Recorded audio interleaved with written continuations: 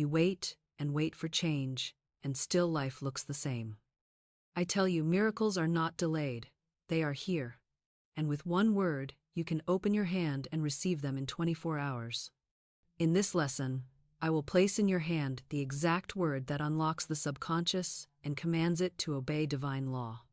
You will see why your mind often resists your good, how it tricks you into delay, and how this one word turns resistance into receptivity. You will learn how to use it with authority, how to avoid the traps of doubt, and how to set miracles in motion within a single day. This is not theory, it is law. And when you know the word, you will never again wait for miracles, for they will begin to wait for you. You may have prayed for years, only to feel your words fall into silence.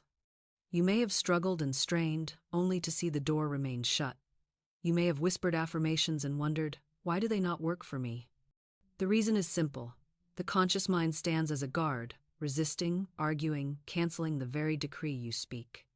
But there is a higher law, and there is one word that bypasses the guard, slips past the arguments, and plants itself in the soil of your subconscious with irresistible power. Once planted, it bears fruit immediately. I have seen lives transformed overnight. I have seen debts dissolved, health restored, and supply appear in less than 24 hours when this word was spoken. And today, I will show you how to use it for yourself. In this teaching, I will take you step by step into the secret of this word. I will show you why the mind resists, why your past affirmations may have failed, and how this single word overcomes that resistance. I will give you stories of those who proved it, who spoke the word in faith and saw the miracle appear the very next day.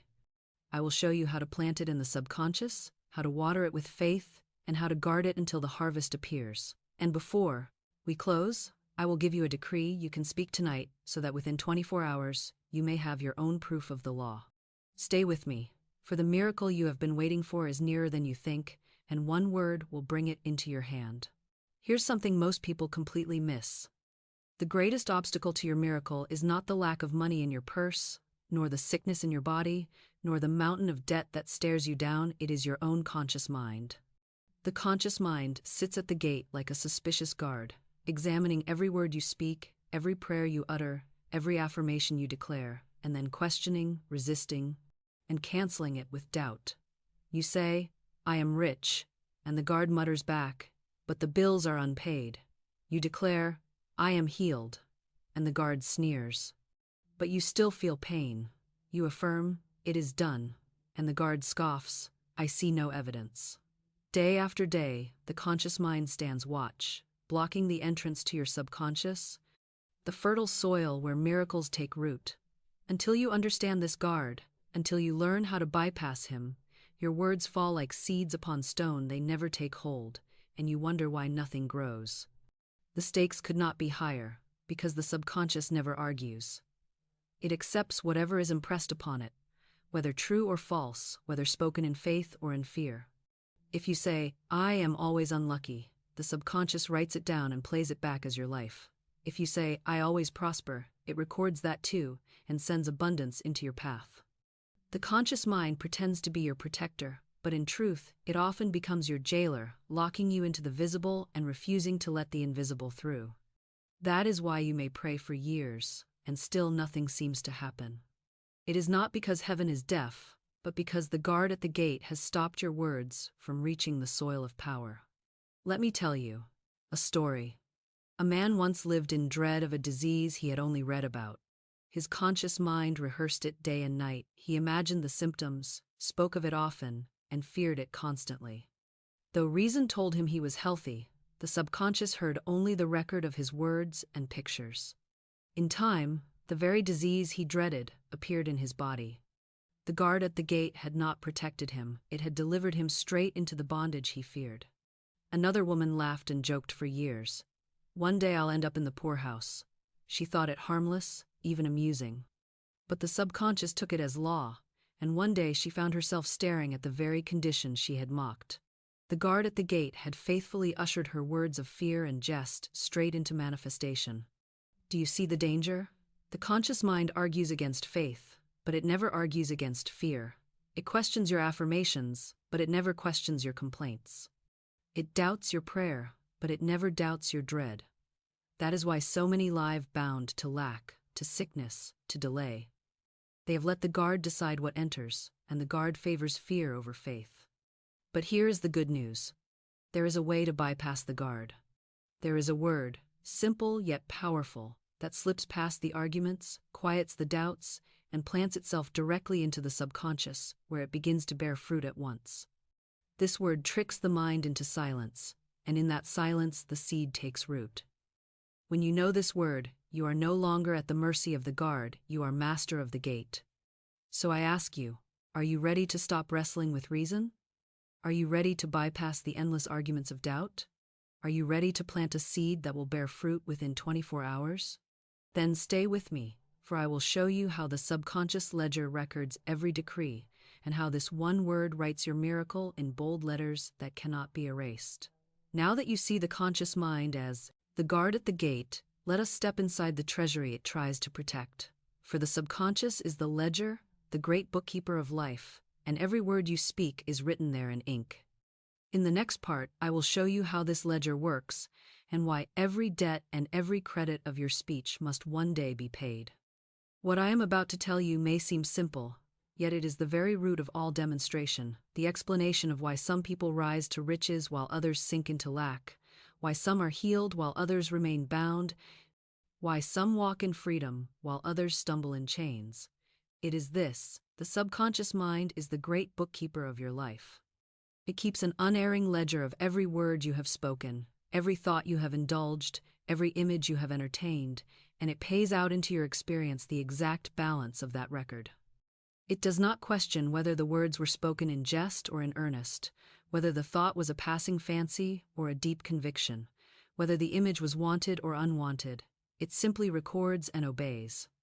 And what is recorded must one day be expressed, unless you erase it with a stronger decree. Think of the phonograph record, how faithfully it reproduces every sound, every cough, every laugh, every word. Set the needle upon it, and the record plays back exactly what was etched upon its surface. The subconscious is such a record, and your life is the music it plays. If you have impressed it with fear, it will play fear. If you have impressed it with failure, it will play failure. If you have impressed it with lack, it will play lack. And just as surely, if you impress it with health, it will play health. If you impress it with abundance, it will play abundance. If you impress it with joy, it will play joy. The subconscious is impartial, unemotional, without preference. It does not choose the song, it only plays back what you have cut into its grooves. I knew a woman once who came to me in despair. "Why do I always meet disappointment?" she cried. "Why does everything turn against me?" As she spoke, I heard the old record playing. She had told herself this story again and again, until it had carved a groove in her subconscious. The bookkeeper had written down disappointment, and so her life could only pay out in disappointment. I said to her, "You must break the record. You must erase the old entry and open a new account. Declare aloud, I now smash and demolish every untrue record in my subconscious mind." They returned to the dust heap of their native nothingness, for they came from nothing and have no power. I now make new and perfect records through the Christ within, records of health, wealth, love, and perfect self-expression. She obeyed, and soon her life turned like a wheel into new paths. The old music stopped, the new melody began, and she found herself walking in success and joy. Perhaps you, too, are living by an old record. Perhaps the voice of a parent who once said, "You will never succeed," still plays within you. Perhaps the memory of a failure still whispers, "It will happen again." Perhaps the story you tell yourself every time a bill arrives, every time a door shuts, every time a dream falters, is carving the same groove deeper and deeper. But hear me, those grooves are not eternal. They can be broken, they can be smashed, they can be replaced with new and perfect records. For the subconscious, though faithful, is also obedient, and it will always yield to the strongest impression. So begin today to speak only what you want recorded. Do not let your subconscious ledger be filled with debts of fear, resentments, complaints, and doubts. Fill it with credits of faith, blessings, thanksgiving, and praise. Say aloud, I am divinely supplied, I walk in abundance. My every need is met now, under grace, in perfect ways. Write that into the book of your subconscious, and soon the balance will tip in your favor. For the law of the ledger is certain, what you speak is written, and what is written must one day be lived. And now that you understand the subconscious as the great ledger, recording every word and paying it out without question, we must look at how impressions are made upon it. For it is not logic that moves the subconscious, but imagination. The mind may argue for hours, but a single picture can override all its reasoning. In the next part, I will show you how imagination impresses the subconscious faster than logic, and how this truth is the very reason why miracles can appear in 24 hours. Here is something that most of the world has never learned, and because they have never learned it, they remain bound in cycles of struggle and delay. They imagine that their lives are directed by reason, by careful plans, by calculations and arguments, and yet they find that reason so often fails them. Why? Because the subconscious does not move by reason at all.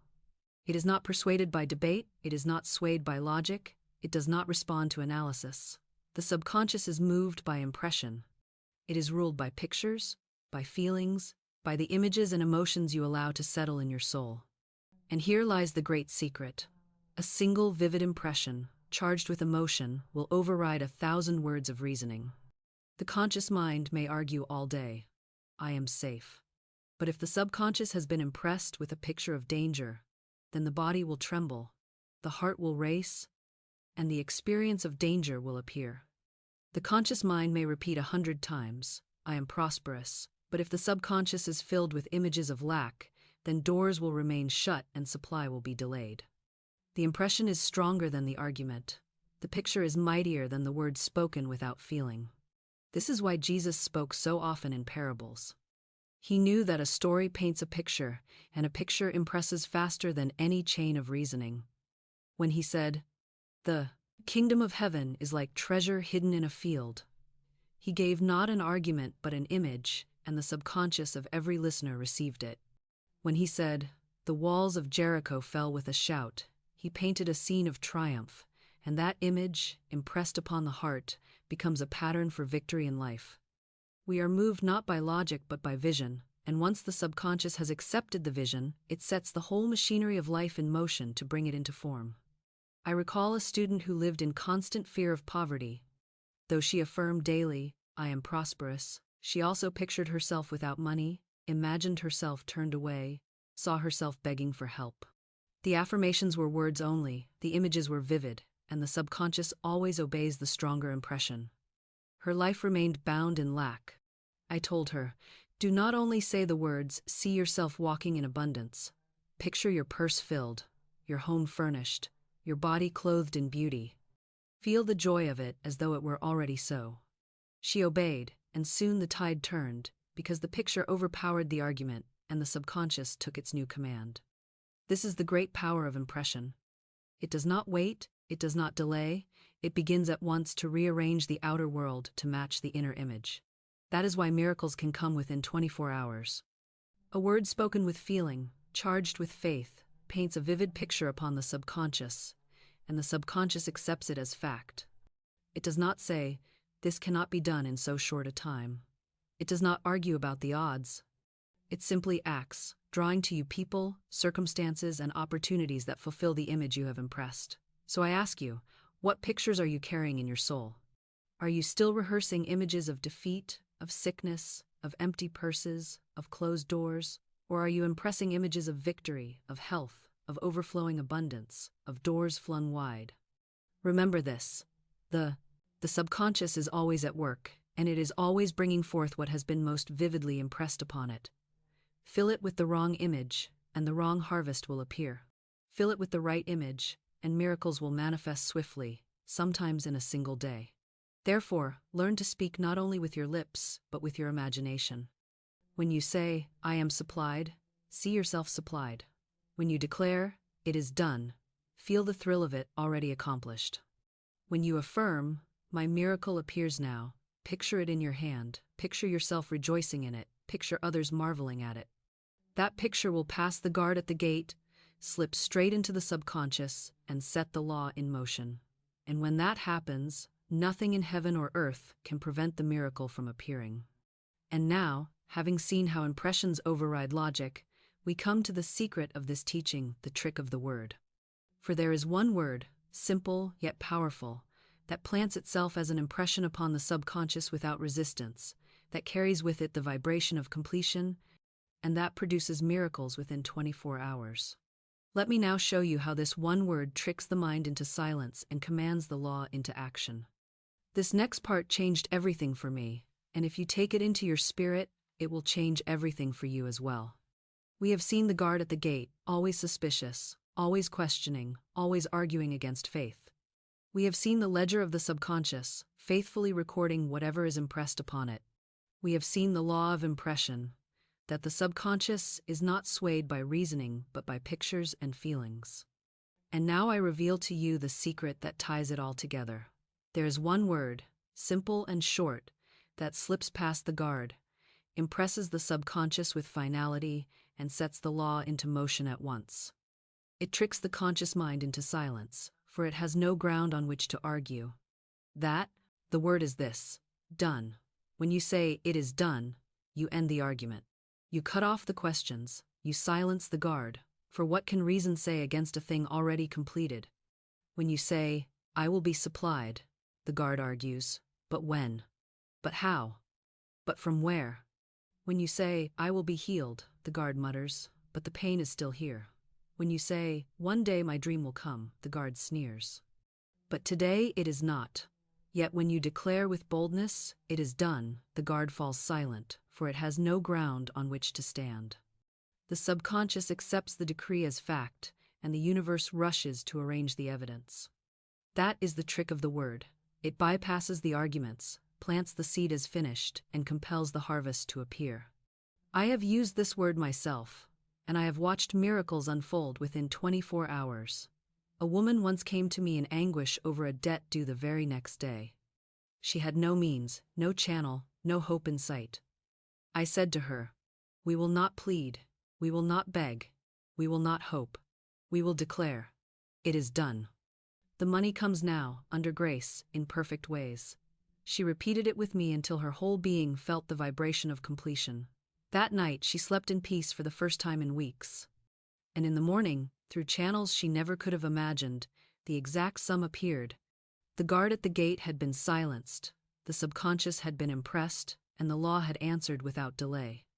Another student longed for her right work, but every effort seemed blocked. She kept saying, "I hope something comes. I wish I knew what to do. Maybe one day I'll find my place." I told her, "You are postponing your good with every word. Tonight, instead of hoping, say, 'It is done. My perfect work is now manifest. I give perfect service for perfect pay.'" She obeyed, and within a week, the position she had dreamed of opened for her. She had not forced it, she had sealed it. The trick of the word had carried her beyond hope into possession. Do you see the power of this? Hope places your good always in the future. Fear places your evil always in the future. But faith places your good in the present, and nothing declares faith so perfectly as "It is done." That is why Jesus, when his work on the cross was complete, cried, "It is finished," not "I hope it will succeed," not "perhaps it will come to pass," but "It is finished." That word echoed through eternity and sealed the demonstration for all time. So I ask you, what is the thing you have been chasing, postponing, delaying, hoping for, worrying about? Tonight, instead of wishing, declare, "It is done." Speak it with authority, speak it with joy, speak it until you feel the vibration of completion. Say, "It is done. My debts are paid. It is done, my body is whole. It is done, my dream is manifest. It is done, my supply flows now." And then rest, knowing that the seed has been planted, the word has been recorded, the law has been set into motion. The harvest must appear, and it can appear within 24 hours. Transition to Section 2. Now that you know the trick of the word and how it silences the guard to plant the seed of faith, you must prepare to receive.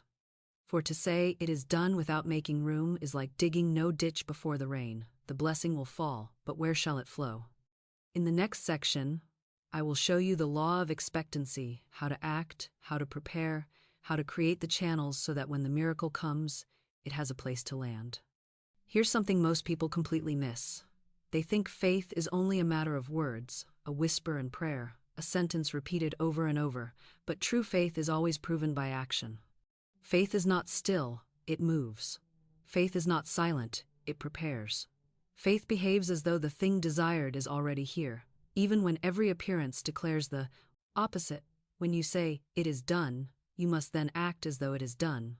Otherwise, your words are hollow, and the subconscious knows it. To speak completion but live as though you are still waiting is to divide your house against itself, and a house divided cannot stand.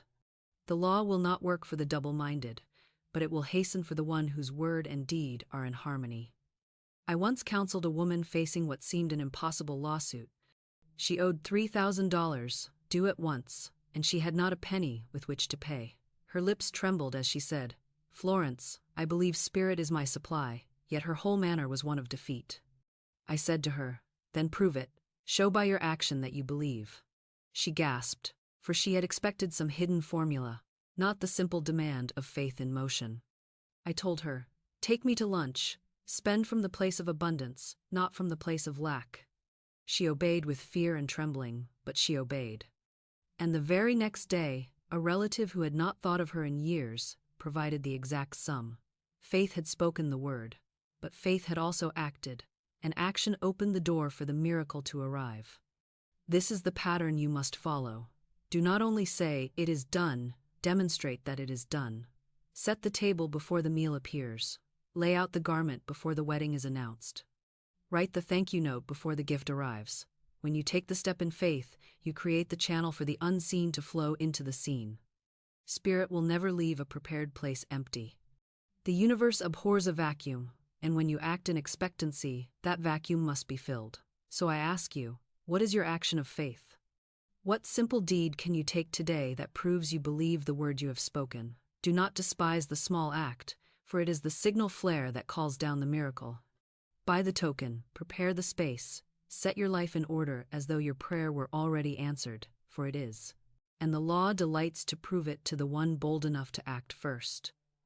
But let me warn you, while faith hastens the supply, fear delays it. Many speak the right words, even take the first steps, but fear creeps back in, rehearsing failure, picturing disaster, and digging ditches for calamity instead of blessing. In the next part, I will show you why fear always delays, and how you can silence it so that your miracle flows without hindrance. This next truth may sound strange to the ears of reason, but it explains why so many people pray and prepare, and yet their good seems always to tarry on the way. Faith is swift, fear is slow. Faith clears the channel, fear clogs it. Faith hastens the miracle into visibility, fear drags its feet and pushes the blessing into some far-off tomorrow. Faith says, "It is done, and I rejoice now." Fear whispers, "But what if it does not happen? What if it fails? What if it comes too late?" And the moment you let those whispers take root, the law of supply hesitates, for it will never override your belief. The universe will wait as long as you insist on delay. It will never force its abundance upon the soul that clings to fear. I once counseled a man who cried out for a large sum of money to meet a pressing obligation. With his lips he said, "I believe God is my supply." But I looked into his eyes and saw them filled with dread. I asked him what thoughts filled his nights, and he admitted, "All night I imagine myself ruined. I rehearse the words I would say if I cannot pay. I picture the shame of it, the collapse of my affairs." And I said to him, "Can you not see? You are preparing for calamity. You are digging ditches for disaster instead of supply. Spirit cannot fill such ditches with blessing, for they have been marked out for ruin. Until he erased those inner rehearsals and replaced them with visions of triumph, his supply was delayed. The law was not denying him, it was simply waiting for him to stop, demanding disaster. Fear wears many masks. It calls itself prudence, preparation, foresight. A woman says, "I must save for a rainy day," and she has already invited the storm. A man says, "I must set something aside in case of sickness," and he has already opened the door for illness to enter. These are not wise provisions, they are fearful prophecies. And the subconscious, ever faithful, will take the prophecy and bring it to pass. When the storm comes, when the sickness arrives, they sigh, "I knew it would happen." Yes, they knew it, and in knowing, they created it. So I tell you, fear delays because it creates its own false harvest, and the soul cannot reap both fear and faith at the same time. One must be uprooted for the other to flourish. Begin today to cast out fear as soon as it whispers. Replace it at once with faith. If fear says, "You will not have enough," declare, "My supply is endless, my purse is full, my miracle appears now." If fear says, "What if the answer is too late?" declare, "God is never too late, never too soon, but always on time." If fear says, "It will fail," declare, "It is done, it is finished. It cannot fail." Speak until the vibration of faith drowns out the muttering of fear. Remember this: the subconscious is impressionable, not reasonable. It will accept whatever picture is most vivid, whatever word is most often repeated, whatever emotion is most deeply felt. If fear impresses it, fear delays the good. If faith impresses it, faith hastens the good. You hold the choice, moment by moment, word by word, picture by picture. Will you prepare for disaster or prepare for demonstration? Will you rehearse defeat or rehearse victory? Will you dig shallow ditches of doubt or deep ditches of expectancy? Choose faith, cast out fear. Declare that your good is here, that your miracle is already accomplished, that your blessing is already visible. The universe will answer swiftly, for the law always hastens to the call of faith, and it always waits in silence when fear is given the floor. And now let us look at the great multiplier of faith, the force that not only hastens supply but multiplies it beyond measure: gratitude.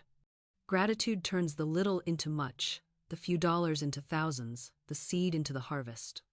In the next part, I will show you why thanksgiving spoken in advance is the fastest path to miracles, and how to use it to see results in a single day. Here's something that most people overlook, and because they overlook it, they struggle for years with empty purses and unanswered prayers. They imagine gratitude is only a polite response after the blessing has arrived.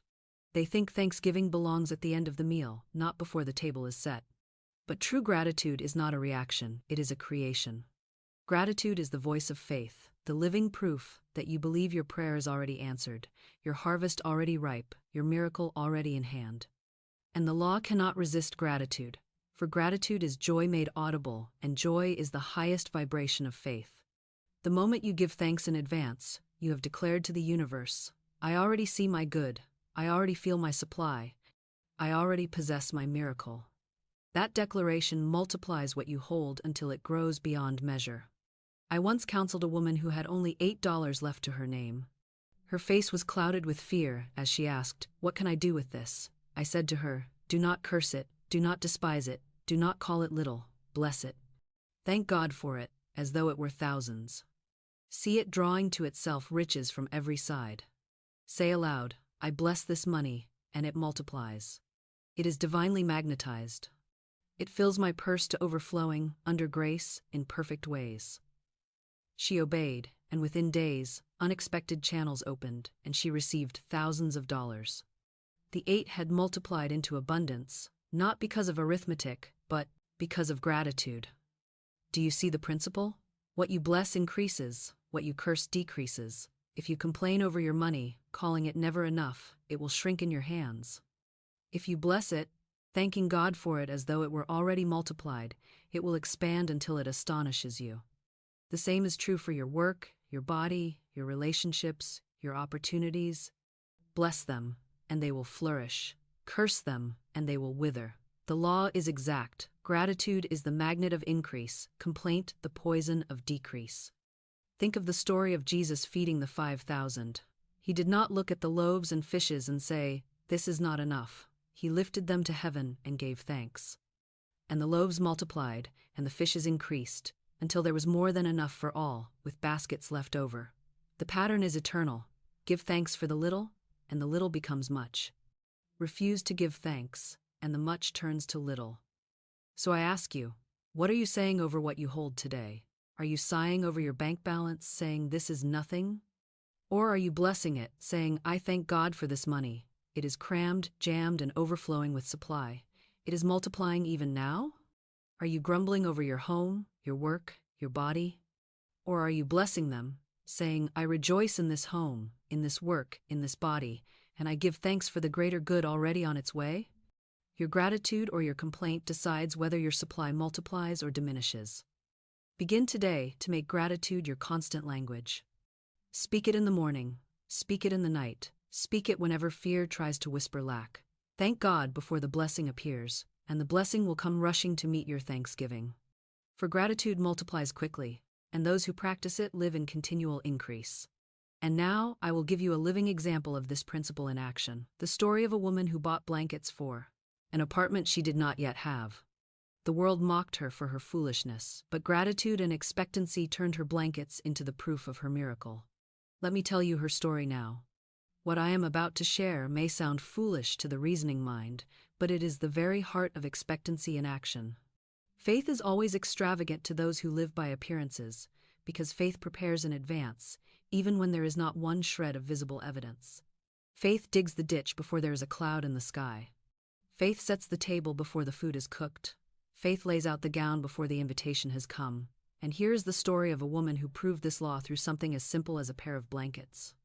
It was in a season when apartments in New York were scarce, when every building had a waiting list, and hundreds clamored for a single room. This woman longed for her right apartment, but all the voices around her said it was impossible. Her friends shook their heads and said, "You will never find one.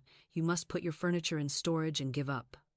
She refused to accept their verdict. She said, "You need not pity me. I am divinely guided. My apartment is already prepared for me, and I will have it in perfect ways." She came to me for treatment, and I spoke the word over her. Infinite Spirit, open the way for the right apartment.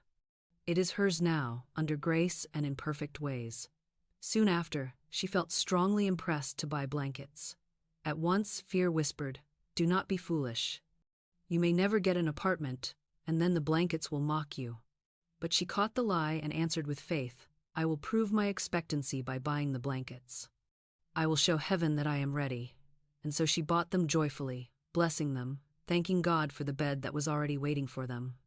Not long after, the very apartment she desired appeared, though there were over 200 applicants for it. Against all odds, it was given to Azire, her, and when she laid those blankets on her new bed, she knew they were more than coverings. They were symbols. They were her ditch dug before the rain. They were her faith made visible. They were her miracle in cloth and color, the proof that she had dared to prepare before she could see. Do you see the lesson? The blankets were not chance, they were prophecy. They declared louder than any words, "I believe. I expect. I am ready." And the universe never leaves such preparation empty. Spirit rushed to fill the space she had made, and her demonstration was perfect. So I ask you now, what is your blanket? What is the thing you can do today, though it looks foolish to the world, that will prove you expect your miracle? Is it setting a place at the table for the guest you know will arrive? Is it clearing a shelf for the abundance you know is coming? Is it packing your bag for the journey you know is paid for? Whatever it is, do it with joy. Do it with thanksgiving. Do it as though you already stand in the apartment of your dreams. For when you act in faith, the supply must follow. And just as blankets prepared a home, so did a simple trunk prepare a man for a voyage across the sea. To reason, it looked like folly, but to faith it was the surest prophecy. Let me tell you now how a man bought a trunk before he had a ticket, and how that trunk carried him straight into his demonstration. Now let me give you another witness to the same law. A story so vivid that it will live in your memory long after these words are finished. It is the story of a man whose heart longed to travel abroad, to walk foreign streets, to see distant lands, to fill his soul with new horizons. Yet to every appearance, such a dream was impossible. He had no money for a ticket, no friends to sponsor him, no clear plan for how he might cross the sea. Reason mocked him, telling him to be content with what he had, to forget the voyage, to stay at home. But faith whispered a different message. Prepare, for your journey is already arranged. Act as though it is done. So the man did something that the world called foolish. He went out and bought a trunk. Not a battered old chest that spoke of resignation, but a new and splendid trunk, bright and bold, with a red band circling it like the sash of a victorious soldier. When his friends saw it, they laughed. They said, "What folly, you have no ticket, no voyage planned, no means to travel. Why waste your money on a trunk?" But he smiled and said nothing, for he knew what they did not know, that the trunk was not a purchase of vanity, but an act of prophecy. The trunk was his blanket, his ditch dug before the rain. It was the proof of his expectancy, the visible sign of his invisible decree. Day after day, as he looked at the trunk, his imagination grew vivid. He saw himself standing on the deck of the ship, the salt air on his face, the sound of the gulls in his ears. He saw himself arriving in foreign ports, opening his trunk in a room far from home, unpacking it with joy. And as these impressions filled his subconscious, the law went into motion. The ledger recorded, "This man is traveling abroad." The universe rearranged itself to fulfill the vision, and soon, as swiftly as night follows day, the supply appeared. A channel opened, money was provided, the ticket was purchased, and the voyage became a fact. The trunk, once mocked as folly, was vindicated as prophecy. Do you see the principle? The trunk was not a gamble, it was a decree. It was the outward sign of an inward faith. By buying it, he proved he believed. By preparing for the journey, he compelled the journey to appear. For the universe never leaves a prepared place empty. The moment you act in faith, heaven begins to fill the vacuum. So I ask you now, what trunk must you buy? What act of faith must you take, though reason mocks and friends scoff? Is it the purchase of a tool for the business you know will come? Is it the preparation of a room for the guest you know will arrive? Is it the setting aside of clothes for the life you know is yours? Whatever it is, do it boldly, do it joyfully, do it without fear, for it is not folly, it is prophecy. And as surely as the trunk carried that man to foreign lands, so will your act of expectancy carry you into your miracle. Transition to Section 3. Now we have seen how faith prepares, how gratitude multiplies, how expectancy makes room for supply. But there are still times when people act, prepare, bless, and expect, and yet their good does not come. Why? Because unseen walls block the flow, walls of resentment, of fear, of old records playing the same old tune. In the next section, I will show you how to break those hidden walls, so that nothing stands between you and the miracle that is already yours. Here is a truth that pierces deeper than most are willing to admit. Many souls have spoken the right words, prepared in faith, blessed their small supply, even taken steps of expectancy, and still, they find their miracle delayed. They dig the ditch, but the rain does not come. They buy the blankets, but the apartment remains out of reach. They set the trunk in the corner, but no ship appears on the horizon, and they cry, "Why, when I have done all I know, does nothing move?" The answer is often this: resentment has built a wall, and no good can flow through it. Resentment is a poison of the soul, a toxin that seeps into every channel, hardens the heart, clouds the vision, and blocks the law from doing its perfect work. You cannot bless while cursing in secret. You cannot receive while envying another's portion. You cannot walk in freedom while dragging chains of bitterness. I knew a woman who envied the gift her friend had received. Outwardly she smiled and said all the right words, but inwardly she cried, "Why should she have it, and not I?" And so, though she prayed and affirmed and waited, her own good was shut out by her own resentment. I gave her a simple affirmation to dissolve the poison. What God has done for others, He now does for me and more. There is no competition in divine mind. My blessing is secure, my supply is sure, and nothing can take it from me. She spoke it again and again until the bitterness melted, until she could bless her friend's prosperity as though it were her own. And when the wall was gone, her own good rushed in, and she received not only what she had envied, but something greater. The law answered at once, for it had been waiting only for her forgiveness. Resentment takes many forms. It may appear as envy of a neighbor's wealth, or bitterness toward a family member, or a grievance held against an employer, or even a quiet resentment against life itself. You may say, "It is nothing, I hardly think of it," but the subconscious thinks of it constantly, and it builds the wall higher every day.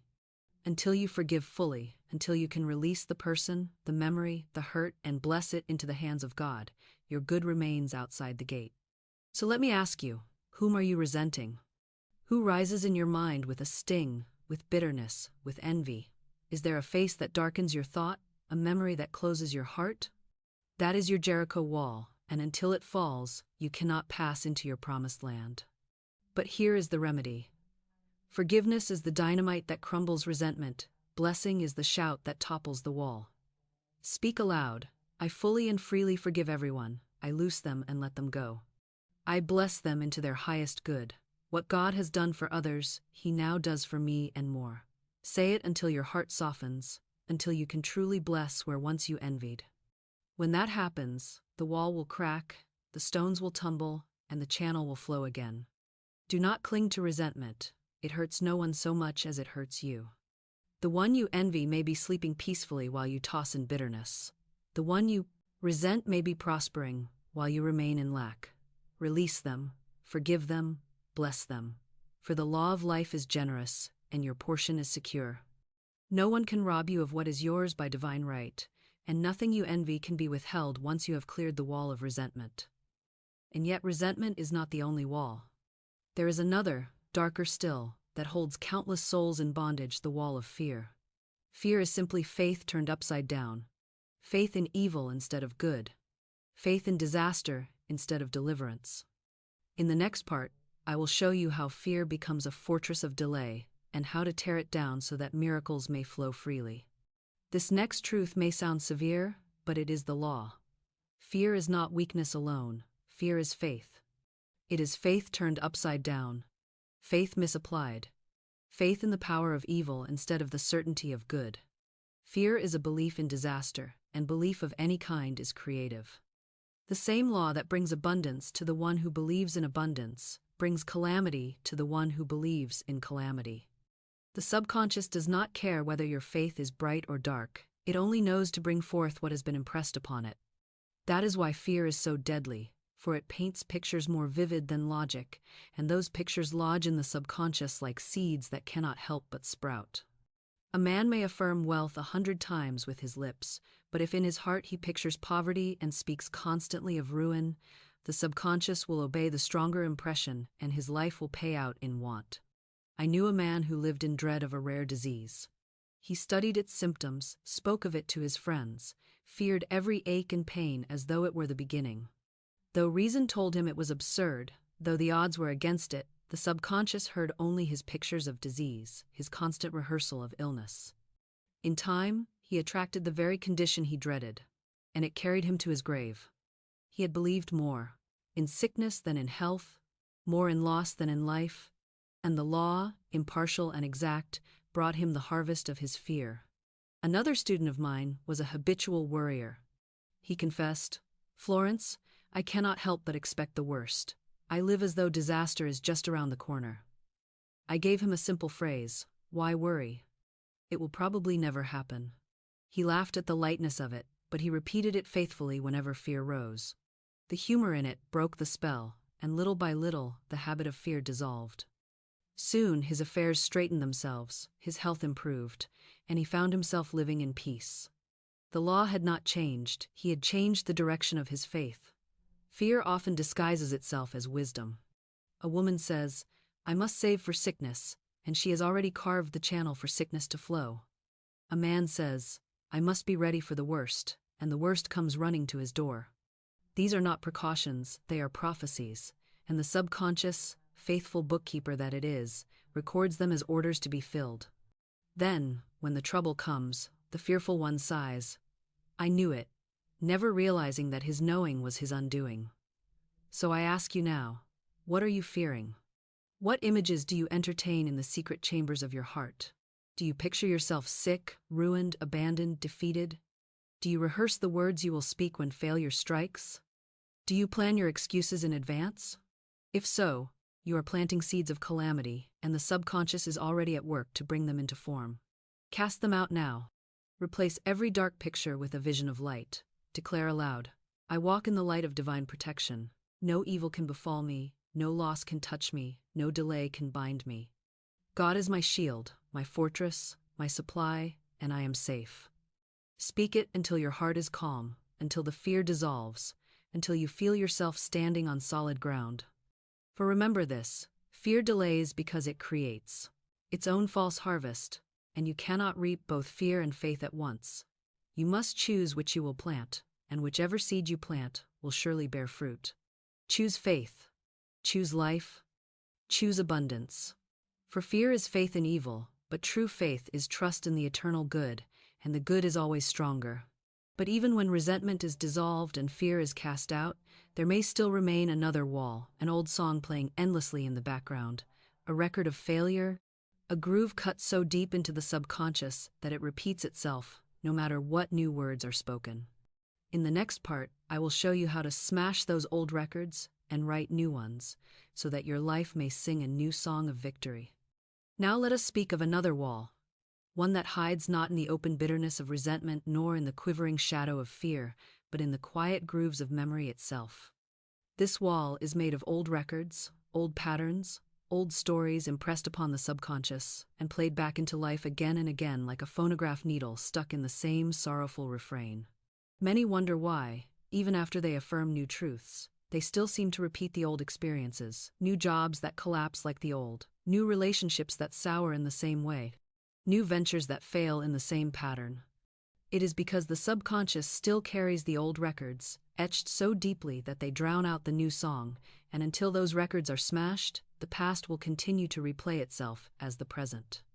The subconscious is faithful, but it is not creative on its own.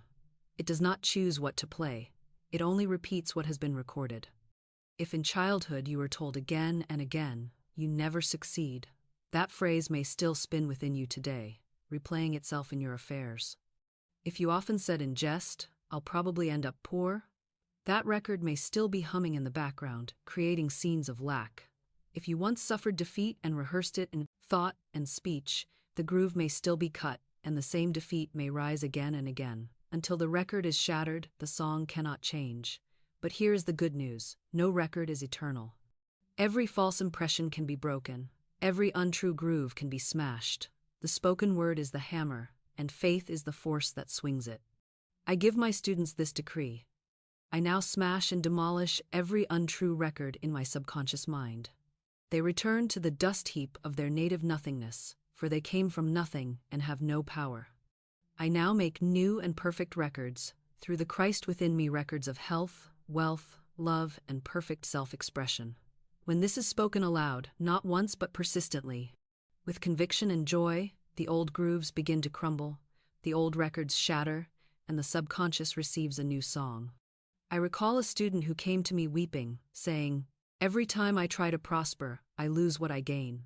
Every new door that opens soon shuts." I said to her, "You are living by an old record of loss. Break it now with your word."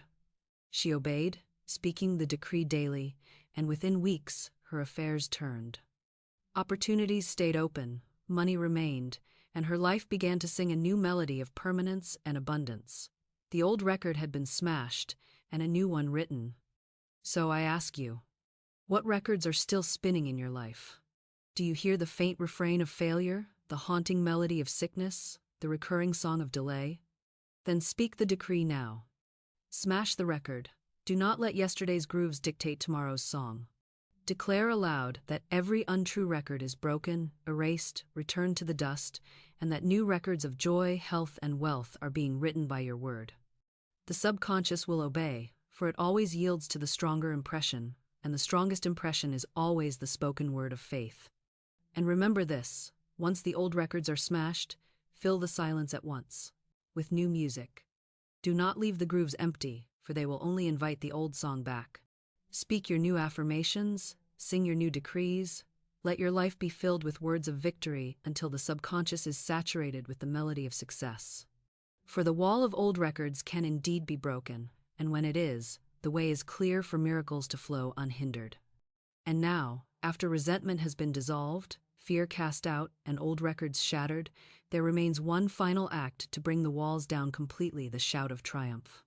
For there are times when quiet affirmations will not do, when the wall is thick and stubborn, and it must be shaken by the thunder of a voice that proclaims victory before it is seen. In the next part, I will show you the power of the triumphant shout and how it brings miracles rushing into sight. Now we come to the climactic act that breaks down the last defenses of lack, the final blow that sends every fortress of delay tumbling into dust. It is the shout of triumph. Many souls speak their affirmations quietly, and that has its place, for there are seasons when a whisper carries power. But there are also seasons when the wall is too thick, too ancient, too stubborn to yield to soft words, and then the decree must be thundered. The soul must lift its voice in a cry of victory so mighty that it shakes the very foundations of the obstacle. This is not shouting in desperation, not wailing in fear, but proclaiming in joy that the battle is already won, that the good is already here, that the miracle is already accomplished. It is the shout of triumph that topples Jericho, the shout that sends walls crashing flat, the shout that silences doubt and ushers in victory.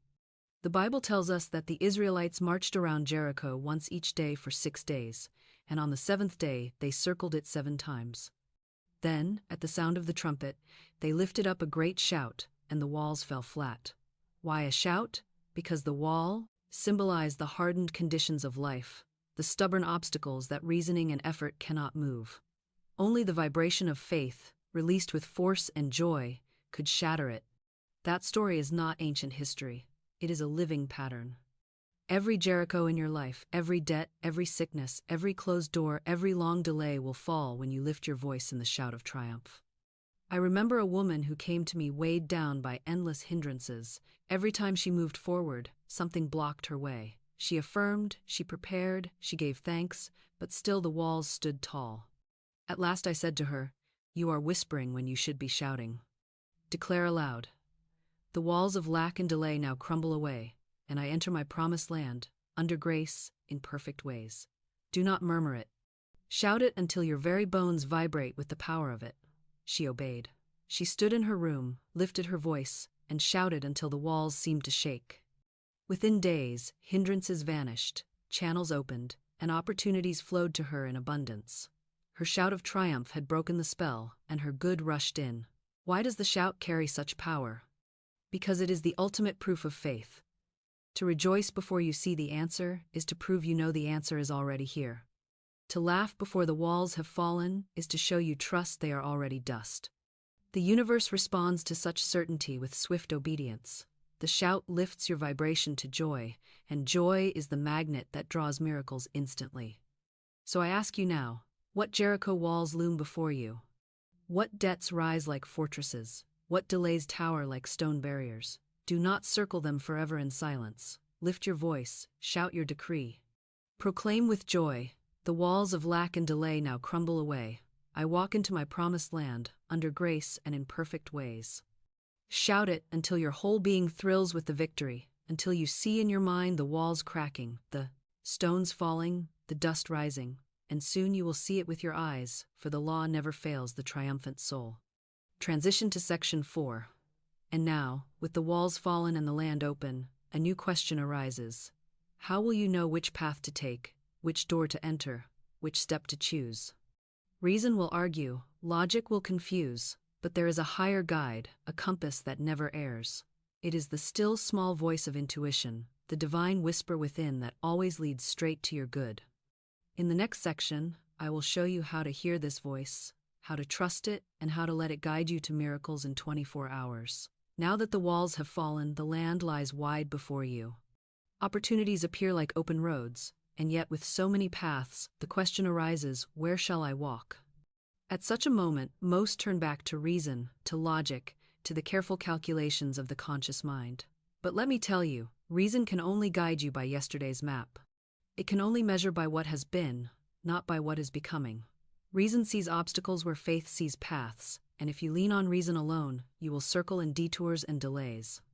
What you need now is a higher compass, a voice that never errs, a guide that knows the way before the road even appears. That voice is intuition, the still small voice of spirit within you. Intuition does not shout, it whispers. It does not argue, it knows. It will not show you the whole journey at once, but it will always show you the next step. And when you obey, the next step appears, and the next, until suddenly you stand at the place of your miracle and look back to see how perfectly you were led. I have seen men reason themselves into ruin, and I have seen them obey intuition into prosperity. I have watched women delay their blessings for years by questioning the voice, and I have watched them walk straight into abundance when they dared to follow it without hesitation. There was once a businessman whose affairs were entangled in difficulty. He had gone to the bank to seek a loan, but his request was denied. Disappointed, he walked away, reasoning that the matter was finished. Yet as he stepped onto the street, a quiet voice within him said, "Go back." His reason protested. Why return? They have already said no. But the inner voice repeated, firm and gentle, go back now. At last, against his own logic, he obeyed. When he re-entered, he discovered that in the very moment he had turned away, new instructions had come, and the loan was granted without delay. Had he trusted reason, he would have lost his supply. By trusting intuition, he walked straight into his demonstration. Do you see the difference? Reason will always ask, why? Intuition simply says, this way. Reason demands evidence. Intuition already knows the end from the beginning. Reason hesitates. Intuition is certain. That is why the prophet said, thine ears shall hear a word behind thee, saying, this is the way, walk ye in it. It is not the clamor of the world's voices, but the quiet certainty within that leads to your miracle. So I ask you now, are you listening? Do you quiet yourself enough to hear that gentle nudge, that sudden knowing, that whisper in the silence? Or are you letting reason drown it out with arguments, doubts, and fears? Begin today to cultivate the ear of intuition. Each morning declare, I am divinely sensitive to my intuitive leads. I follow them without hesitation, for they are the voice of God guiding my path. Say it until you feel yourself attuned to the whisper within, and soon you will find your steps guided with such accuracy that you will marvel. You will meet the right person at the right time, take the right turn at the right moment, find yourself in the right place as though by accident, but it will not be accident. It will be obedience to the still small voice, the compass that never errs. And yet, it is not enough to hear the comparting. The voice, you must obey it. Many hear, but few follow. They delay, they argue, they resist, and so they miss their miracle. In the next part, I will show you how quick obedience unlocks doors no man can shut, and how every act of compliance multiplies your blessings. It is one thing to hear the still small voice, and quite another to obey it. Many souls confess to me that they sense the nudge, they feel the whisper, they know in their hearts what must be done, and yet they delay. They hesitate, they argue, they question, they postpone, and in that delay, the miracle slips away. The inner voice does not force, it invites. It will not shout or demand. It will simply say, this is the way. And if you walk in it, the path opens. If you refuse, the moment passes. That is why I say to you with all urgency, obedience must be quick. The longer you wait, the louder reason grows. The stronger doubt becomes, the weaker faith feels. Delay is disobedience in disguise, and disobedience always closes the door to supply. Think of the parable often told of the man caught in a flood. He prayed, God, save me. Soon a rowboat came, but he waved it away, saying, no, God will save me. Then a motorboat came, but again he refused. At last a helicopter hovered above, but still he declined, insisting he was waiting for divine rescue. At last the waters swept him away, and when he arrived in the hereafter, he cried, Lord, why did you not save me? And the Lord replied, I sent you a rowboat, a motorboat, and a helicopter, but you would not obey. The moral is plain. The answer often comes in ordinary form, through channels that look mundane, and intuition will point you to them. But if you do not obey, you cannot receive. I knew a student who longed for supply. She prayed and affirmed, but nothing moved. One day, she felt impressed to visit a certain shop. She resisted, saying, I have no reason to go there. Yet, the voice persisted. At last, she obeyed, and in that very shop, she met the person who opened the channel of her prosperity. Had she ignored the nudge, the meeting would never have occurred. Her quick obedience unlocked the door. Do not despise the little leads. If the voice says, turn here, turn. If it says, wait, wait. If it says, call, call. You may not see the reason in the moment, but you will see it afterward, and you will marvel at the precision of divine timing. The universe is like a grand orchestra, and intuition is the conductor's baton. Every player moves in harmony when you obey, and the music of your life flows in perfect rhythm. But the one who ignores the baton brings discord upon himself. So I ask you, how many miracles have been delayed in your life because you hesitated? How many doors have stayed shut because you argued? How many blessings have passed you by because you postponed? Begin today to declare, I am quick to hear and swift to obey. I do not argue, I do not delay, I do not resist. I act at once, knowing that every lead brings me closer to my good. Speak it until it becomes your nature, until obedience feels as natural as breathing. For every moment of quick obedience multiplies your blessings. And now, let us look deeper still. For intuition is not only a voice to be heard and obeyed, but a symbol woven into the very stories that shaped our childhood. The fairy tales we thought were fantasies are, in truth, parables of the soul. Let me show you how the tale of Cinderella reveals the mystery of the fairy godmother within your own intuition dressed in story form, the inner guide who waves the wand that transforms ashes into beauty, rags into riches, delay into demonstration. Since childhood, we have listened to fairy tales, thinking them mere amusements, pleasant stories spun for children, yet within those tales lie the deepest truths of the spirit, clothed in symbols so simple even the youngest mind can grasp them. One of the most enduring of these stories is the tale of Cinderella. To the casual ear, it is only a fable of a poor girl in rags who is lifted to glory, but to the listening soul, it is a parable of the superconscious mind, of intuition, of the divine imagination that transforms ashes into beauty and delay into demonstration. Cinderella herself is the picture of the soul under bondage. The rags are the old records of failure. The ashes are the sorrows of past defeats. The cruel stepmother and envious sisters are the thoughts of resentment, self-pity, and fear that mock and scorn the higher self. Yet just when the situation seems most hopeless, when all that remains is servitude and sorrow, the fairy godmother appears. And who is she? She is the voice within, the higher self, the Christ consciousness, the still small voice of spirit that knows nothing of rags and ashes but sees only the royal robe, the radiant beauty, the divine design. Notice how the fairy godmother does her work. She does not argue with the stepsisters, she does not debate with the stepmother, she does not try to reason Cinderella into joy.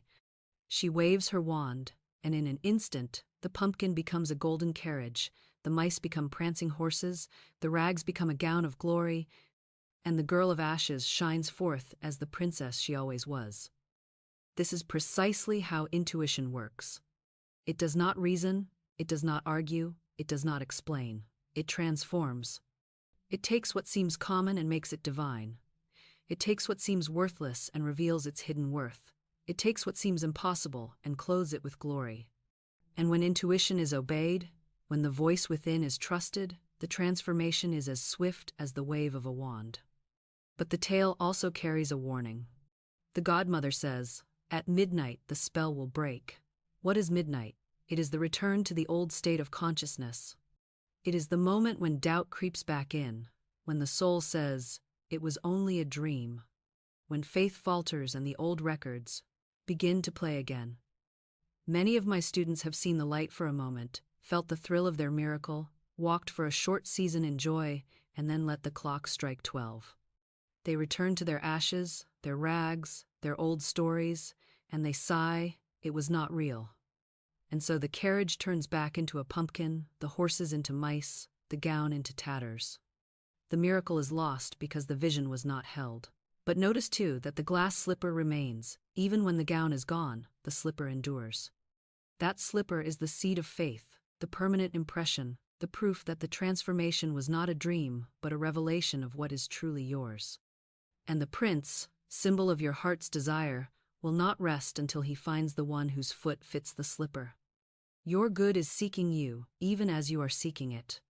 It is drawn to you by the perfect fit of divine design. No rival can wear your slipper, no counterfeit can claim your blessing. Your good will knock at your door, carrying the proof in hand, and it will place the slipper upon your foot and declare, "You are the one." So I ask you now, are you ready to trust your fairy godmother within? Are you ready to let intuition wave its wand over your life, to turn your ashes into beauty, your rags into robes, your pumpkin into a golden carriage? Say aloud, "The Christ within me is my fairy godmother." She waves her wand of truth, and I am clothed in abundance, lifted into joy, and carried into my destiny. Under grace and in perfect ways. Speak it until you feel the transformation begin, until the rags of doubt fall away, until the ashes of delay are swept aside, until you stand clothed in the gown of your true estate. Transition to Section 5. And now, Having heard the voice, obeyed its leads, and trusted the godmother within, you are ready for the final step: dominion. For intuition may guide you to the door, but it is your word, spoken with authority and joy, that opens it wide. Dominion is the crown of the law, the royal decree of the tongue that calls your miracle into sight. In the next section, I will show you how to wield your word as a wand, how to set planets in motion with your speech, and how to rule your world with joyful command. Now we stand at the highest place in the whole lesson, the summit where every road has been leading, the crowning truth that holds the key to dominion. It is this: your word is your wand. With the tongue, you wave the invisible scepter of command. With the spoken decree, you shape the unseen substance into visible form. Every word you utter carries vibration. Every phrase you pronounce sends forth a creative force. Every declaration you make sets in motion unseen powers that hasten to obey. Many imagine their words to be idle, tossed into the air and forgotten, but the truth is that no word is ever lost. Every syllable becomes seed, every phrase becomes pattern, every utterance returns to you with its harvest. The world you live in today is nothing more or less than the fruit of the words you spoke yesterday. I knew a woman who came to me trembling, with only $2 in her purse. She said, "What can I do with this?" "It is not enough," I answered. "It is never the amount that matters, but the words spoken over it. Do not call it little, do not despise it, for what you bless will increase, and what you curse will decrease. Take these $2 and speak this decree. I bless this money, and it multiplies. It is divinely magnetized and draws to me supply from every direction.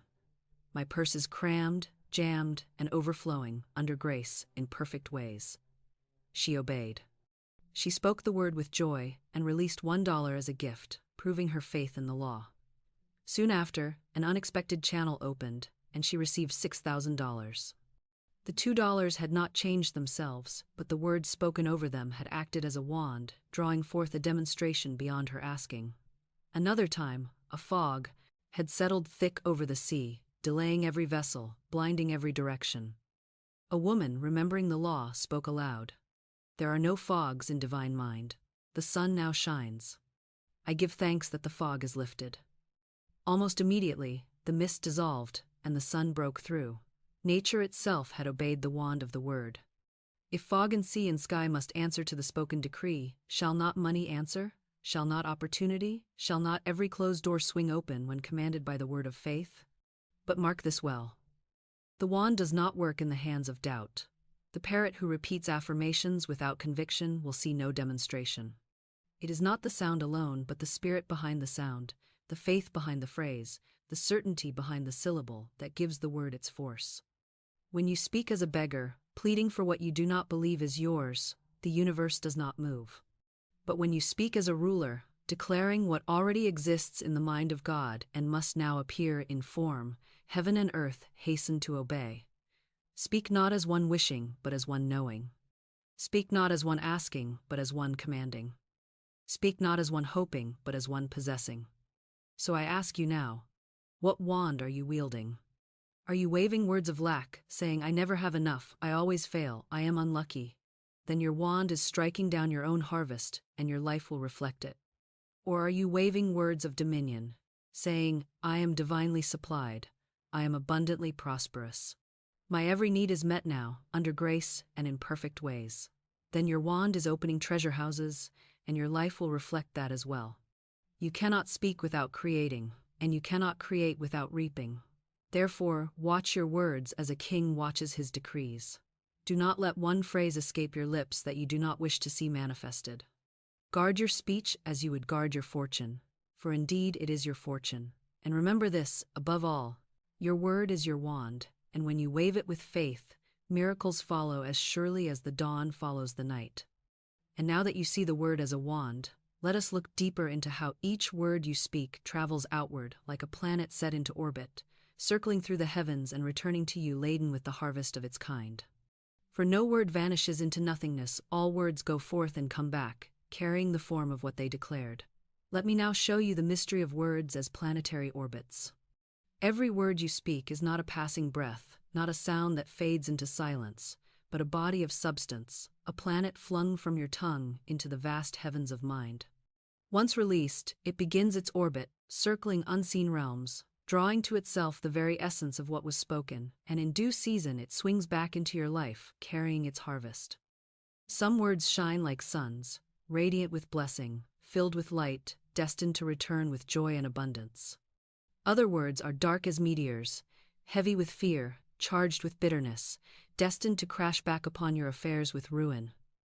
The law is exact. You cannot speak without sending forth these planets, and you cannot escape their return, for the orbit is faithful and unerring. This is why Scripture declares, "So shall my word be that goeth forth out of my mouth. It shall not return unto me void, but it shall accomplish that which I please, and it shall prosper in the thing whereto I sent it." That is not poetry, it is law. Words go forth and return, never void, never empty, always laden with the fruit of their decree. When you say, "I am sick," you have sent forth a dark planet, and it circles back with sickness. When you say, "I am poor," you have launched a heavy meteor, and it returns with poverty. When you say, "I am prosperous," you send out a shining star, and it returns with gold and supply. When you say, "I am healed," you set a radiant orb in motion, and it returns with wholeness. Your skies are filled with these words, made planets, circling above, destined to reappear in your life in their appointed time. I recall a student who for years lamented, "Everything goes wrong for me." It was her favorite phrase, spoken daily, half in jest, half in sorrow. But the subconscious does not jest, it only obeys. She had filled her heavens with dark planets of failure, and they returned again and again until her whole life seemed to prove her words true. When she learned the law, I told her, "You must change your orbit, send forth new planets. Declare, everything goes right for me, doors fly open, channels are clear. My life is filled with good, under grace, in perfect ways." Speak it until the heavens are filled with these new orbs, and watch them return with blessings. She obeyed, and in time the old planets of failure burned out, the new orbs of success appeared, and her life became a sky of stars instead of storms. Even the old legends carry this truth. Think of Ali Baba, standing before the mountain sealed with stone. No force of hammer could break it, no key could turn its lock, no effort could move it. Yet when he cried, "Open sesame," the great door rolled back, and treasure beyond measure lay revealed. That story endures because it is the picture of the spoken word as a planet. The phrase went forth, circled the unseen law, and returned by rolling back the door. Every time you speak, you are saying your own "open sesame," and the door it opens will always match the word you sent. So I ask you, what words are filling your heavens today? Are they words of fear, complaint, envy, and lack? Then your skies are crowded with dark orbs that will surely return. Or are they words of blessing, joy, prosperity, and health? Then your skies are filled with radiant stars that must come back with abundance. You choose the planets by your speech, and your future is the orbit of your words. Therefore, be deliberate. Send forth only words you wish to see return. Do not speak idly, do not curse yourself in jest, do not throw into the heavens planets you would dread to meet again. Speak with intention, bless with your tongue, decree with joy, and you will populate your heavens with worlds of light, and when they return, your life will shine as a galaxy of miracles. And now that you see your words as planets circling back to you, let me give you the very decrees, the affirmations of dominion that you can launch into orbit today. These are the words that never fail, the royal commands that shatter walls, dissolve debts, multiply money, and open doors. Let us now speak of affirmations of dominion. Now we come to the royal language of spirit, the words that carry not the weakness of begging but the majesty of decree, not the doubt of hope but the certainty of dominion. These are affirmations of power, affirmations of command, affirmations that speak as though the thing desired were already here because in truth it already is. When you speak such words, you do not plead with heaven, you do not bargain with fate, you do not attempt to twist the arm of destiny. You sit upon your throne as a king sits upon his throne, and you issue decrees that the universe must obey. For your word is law in your own world, and when you speak with authority, the unseen hastens to clothe itself in the form you have declared. But here is the mystery that many miss. An affirmation spoken as a wish carries no power. An affirmation spoken as a decree carries all power. If you say, "I hope supply will come," the law hears only uncertainty and delivers delay. If you say, I am afraid I may fail, the law hears the decree of failure and hastens to fulfill it. But if you stand and say, I now draw from the abundance of the spheres my immediate supply, all channels are free, all doors are open. Infinite Spirit is never too late, never too soon, but always on time, then the law bows to your command and sets in motion the forces of heaven and earth to deliver it. I have seen affirmations work wonders when spoken with authority. One woman who faced endless delays declared daily, the walls of lack and delay now crumble away, and I enter my promised land under grace and in perfect ways. She spoke it, not in weariness but in triumph, and soon every hindrance dissolved. Another who lived in constant want declared, I am linked with an endless golden stream of prosperity which comes to me under grace, in perfect ways. At first, she felt foolish, for her purse was empty. But as she continued, her subconscious accepted the decree, and soon unexpected money appeared, opportunities opened, and her stream began to flow. Here, then, are affirmations of dominion that I charge you to send forth as planets into orbit, to return laden with miracles. I am divinely abundant. My supply is endless, immediate, and certain. I am provided for now, under grace and in perfect ways. What God has done for others, He now does for me and more. My portion is secure. No one can take what is mine by divine right, and what is not mine I release in peace. Every barrier crumbles, every door flies open, every channel is clear. My good rushes to me now, and I receive it with joy. I stand fearless and free, for God is my shield, my supply, my fortress, my joy. Nothing can oppose the law of my good. Speak these not as though you are trying to make them true, but as though they are eternally true and you are merely proclaiming them into visibility. Let them roll from your lips with joy, with triumph, with laughter even, for joy is the force that accelerates the law. The universe moves swiftly for the one who rejoices. So I ask you, will you speak as a beggar, or will you speak as a ruler? Will you mutter weakly in doubt, or will you decree boldly in faith? The choice is always yours, and your life will prove which choice you have made. But know this, when you speak, affirmations of dominion with conviction and joy, the law cannot delay, the universe cannot resist, and your good must appear. And yet there is one more jewel to crown it all. For dominion is not grim, it is not heavy, it is not toil. Dominion is joy. The final secret is that your decrees must be spoken not with strain but with delight, not with dread but with laughter, not as labor but as play. In the next part, I will show you the art of joyful command and how it draws miracles more swiftly than any solemn effort could ever do. Now we arrive at the crown of crowns, the final secret that transforms the practice of dominion from labor into delight, from burden into song, from grim repetition into radiant demonstration. It is this: the law answers more swiftly to joy than to effort. Dominion is not meant to be heavy, it is meant to be light. It is not a solemn duty but a triumphant game, not a weary duty pressed upon the soul but a song of freedom flowing from the heart. Many make the mistake of turning affirmations into toil. They recite them with strained faces and clenched jaws, as though they were hammering at a locked door.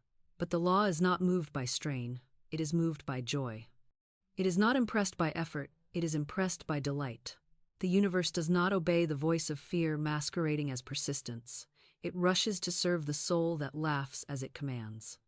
I remember a student who came to me weary from constant affirmations.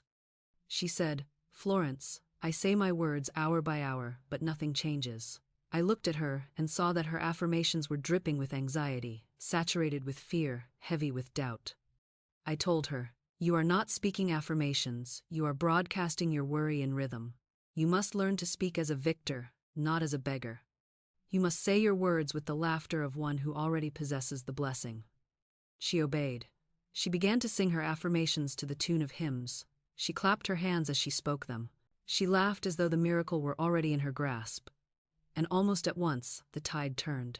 Within days, doors opened, opportunities appeared, and her face shone with peace. Why? Because joy had given wings to her words, and the law rushed to perform them. Do you see the principle? Joy is the proof of faith. When you rejoice before the harvest appears, you declare that you already know the harvest is yours. When you sing before the walls have fallen, you prove that you already see them as dust. When you laugh before the money arrives, you show that you already count it in your purse, and the universe cannot resist such faith. It hastens to make visible what you already celebrate as complete. This is why Scripture so often commands, "Sing, O barren, thou that didst not bear, break forth into singing and cry aloud." The song comes before the child, the laughter before the harvest, the shout before the victory.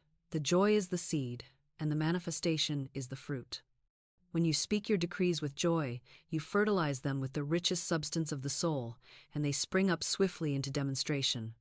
So I ask you, how are you speaking your affirmations? Are they heavy with effort or light with laughter? Are they recited as weary chores or proclaimed as songs of triumph? Begin today to speak with joy. Say aloud, "I now draw from the abundance of the spheres my immediate supply," and then laugh as though your purse were already spilling over. Declare, "The walls of lack and delay crumble away," and then clap your hands as though you already walk into your promised land. Affirm, "My word is law, my supply is sure, and miracles rush to meet me now," and then sing as though the miracle were already in your house. This is the art of joyful command, and it is the swiftest path to demonstration. For the law is faithful, but joy is its accelerant. Dominion is certain, but laughter hastens its steps. Speak with joy, command with delight, decree with laughter, and you will find your miracles arriving not in delay but in speed, not in struggle but in song, not in sorrow but in rejoicing. And now, beloved, we have reached the end of this great journey. You have seen the guard at the gate, the ledger of the subconscious, the power of impression, the trick of the word. You have learned to prepare an expectancy, to break resentment, to cast out fear, to smash the old records, to shout the walls down. You have followed the compass of intuition, trusted the fairy godmother within, and at last taken up the wand of your word, sending planets into orbit, decreeing affirmations of dominion, and crowning it all with joyful command. Now let us seal this teaching with a closing decree and open the way to the greater mysteries still to come. Beloved, we have walked together step by step through the hidden law that brings miracles not in years, not in months, not even in weeks, but in 24 hours. You have seen that life is not governed by chance or luck, but by the word spoken in faith. You have seen how the conscious mind acts as a guard, questioning and resisting, and how the subconscious faithfully records every decree. You have learned that impressions paint stronger commands than logic, and that one word done tricks the guard into silence and plants the seed as finished. You have learned to act in expectancy, to dig your ditches, to bless your little and watch it multiply, to buy your blankets and your trunks as acts of prophecy. You have torn down the hidden walls of resentment, smashed the grooves of old records, shouted your victory until Jericho fell, and then followed the compass of intuition, that still small voice which never errs. You have discovered the fairy godmother within, the higher self that transforms ashes into beauty, and at last you have taken up your wand, your tongue, to speak decrees that set planets in orbit, to proclaim affirmations of dominion, and to crown it all with joyful command. So now, let us seal this lesson with a decree that cannot be broken. Say it with me, not as a beggar but as a ruler, not with strain but with joy, not as one pleading for a distant future, but as one declaring the present reality. It is done. The walls of lack and delay crumble away, my miracle appears swiftly. I walk in my promised land now, under grace and in perfect ways. My word is law, my supply is sure, and miracles rush to meet me today. Say it until you feel it, until you see it, until you know it, for the knowing is the demonstration. And yet, I must tell you, miracles are only the beginning. They are not the end of the journey, but the first door of it. Beyond the law of quick supply lies another secret, a greater mystery still. There is a hidden door not to a single miracle, but to your entire destiny. A door that, when opened, reveals not only riches but perfect self-expression, not only supply but purpose, not only demonstrations but the divine design of your whole life. Without it, even miracles can turn to dust. With it, every part of life blooms in harmony. So do not stop here. You have spoken the word, you have seen the law, you have tasted the miracle. Now step further. Click here for my next teaching, the secret door to your divine success. For behind that door lies the treasure house, that money alone cannot buy the pattern of your perfect work, your perfect place, your perfect joy. Let us walk through it together, for your destiny awaits.